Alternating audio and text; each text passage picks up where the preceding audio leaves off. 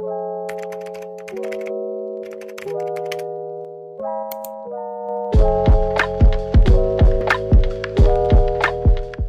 guys, selamat datang di channel aku, Siva Hairunisa.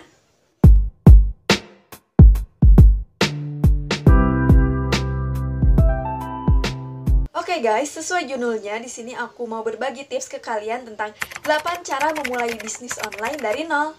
Nah oke, sebenarnya banyak banget ide usaha sampingan. Namun yang cukup realistis, teman-teman bisa memulai bisnis online. Kenapa realistis? Karena bisnis online bisa dilakukan kapan saja dan di mana saja. Bisa dilakukan sewaktu senggang, atau kalau misalkan kalian pelajar, kalian bisa ngecek toko kalian 2-5 menit. Apalagi sekarang kan itu belajarnya itu lewat HP, jadi kalian pasti pegang HP selalu. Jadi untuk meluangkan waktunya, kalian bisa ngecek toko kalian 2-5 menit untuk mengecek bagaimana kondisi toko kalian. Jadi, untuk bisnis online ini bisa digunakan kapan saja, di mana saja, dan oleh siapa saja. Nah oke, supaya nggak berlama-lama lagi, mending kita langsung aja ke videonya. Let's go! 1. Dapatkan inspirasi dari teman atau keluarga. Nah, sebelum kalian melakukan bisnis online ini, kalian bisa melakukan riset terlebih dahulu tentang produk-produk apa saja yang paling banyak dicari orang-orang. Bisa produk yang lagi viral atau produk yang selalu dipakai oleh orang-orang. Nah, kalian bisa memulai riset ini dari lingkungan sekitar, mulai dari teman-teman ataupun keluarga.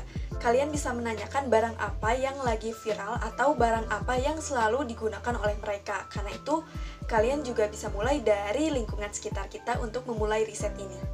Untuk tahap awal ini, kalian harus betul-betul pikirkan produk apa yang mau kalian jual nanti. Nah, produk ini harus yang dibutuhkan orang-orang, bukan produk yang kalian suka. Karena kalau misalkan produk yang dicari orang-orang, berarti otomatis orang-orang akan mencari di toko kita. Kalau misalkan produk yang kalian jual adalah produk yang kalian suka, mungkin saja produk itu akan kalian pakai sendiri, kayak gitu.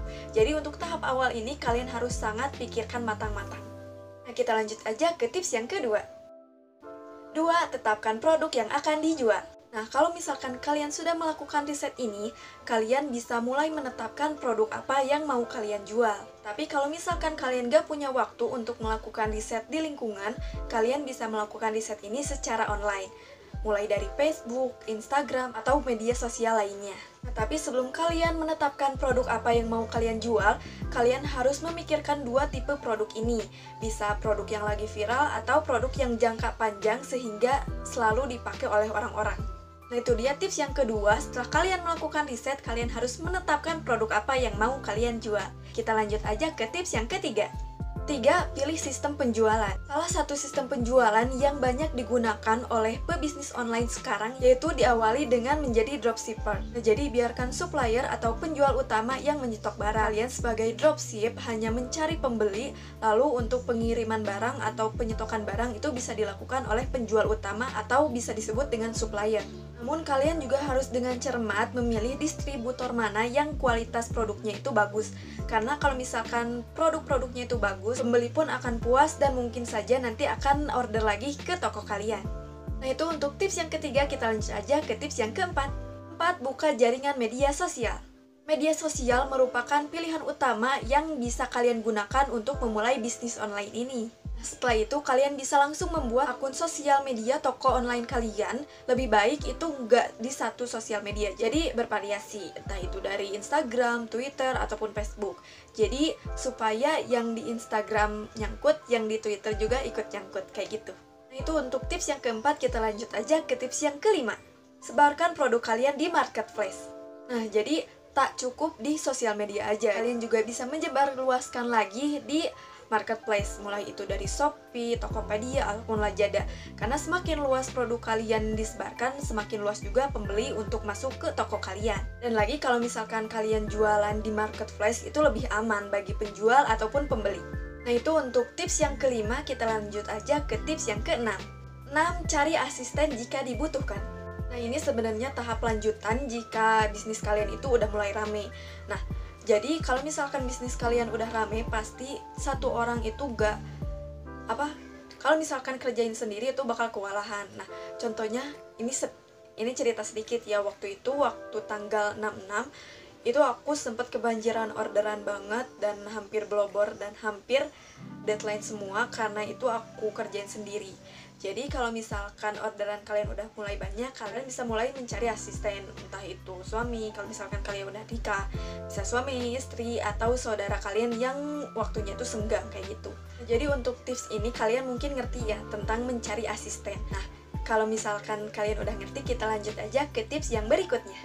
7. Buat rekening baru khusus bisnis. Banyak orang yang melakukan bisnis online ataupun offline itu mencampur adukan pendapatan dalam satu rekening. Nah, termasuk aku. Nah, itu juga menjadi penghambat sulitnya toko online kita maju.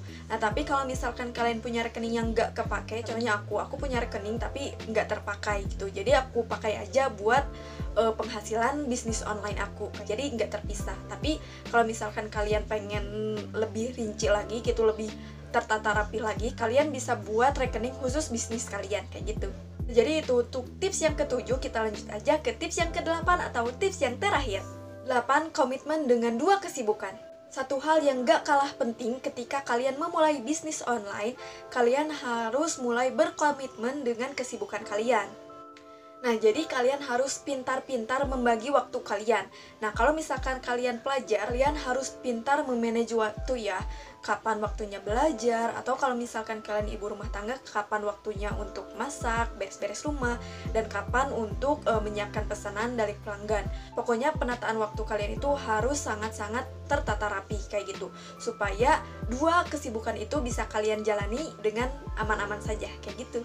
Itu dia tips yang terakhir. Jadi intinya kalian harus pintar-pintar dalam membagi waktu kalian. Jadi itu dia guys, tips dari aku tentang 8 cara memulai bisnis online dari nol. Semoga bermanfaat buat kalian, dan kalau misalkan kalian belum ngerti atau belum paham, kalian bisa tanyain ke aku lewat Instagram aku di Sifahrunisa5. Atau kalau misalkan kalian pengen nontonnya itu di YouTube, kalian bisa komen aja di bawah, nanti aku buatin secara terpisah apa yang kalian gak ngerti kayak gitu. Oke, sampai jumpa di video yang selanjutnya, dan buat kalian yang belum subscribe, di subscribe dulu ya. Dadah!